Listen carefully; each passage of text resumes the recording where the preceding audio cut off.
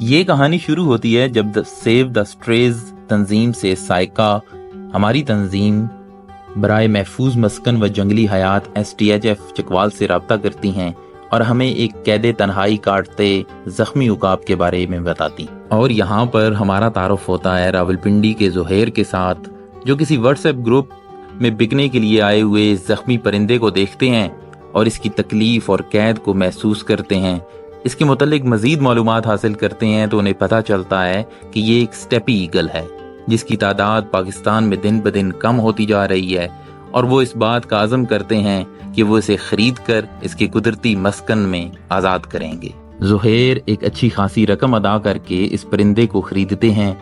اس کو طبی امداد پہنچاتے ہیں اور اس کا مسلسل 1 ماہ تک ہر طرح سے خیال رکھتے ہیں۔ وہ اس سٹیپی ایگل کو آزاد کرنے کے لیے STHF سے رابطہ کرتے ہیں۔ کئی دنوں کے مشورے کے بعد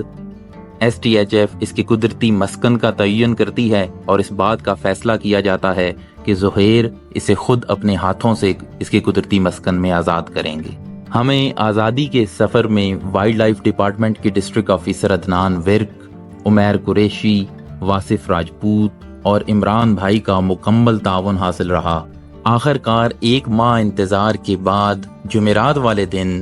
راولپنڈی سے زہیر اور اس کے والد ہمارے پاس چکوال آتے ہیں۔ ہم تمام لوگ وائلڈ لائف ڈپارٹمنٹ کی گاڑی میں سوار ہو کر اس پہاڑی چوٹی پر پہنچتے ہیں جہاں ایک بہت بڑے اور تکلیف دہ انتظار کے بعد اس شاندار پرندے نے پہلی دفعہ اپنے گھر کو دیکھا، اپنے پر پھیلائے اور آزادی کی پہلی اڑان بھری۔ اس کے بعد کے مناظر اور جذبات ہرگز بھی الفاظ میں بیان نہیں کیے جا سکتے۔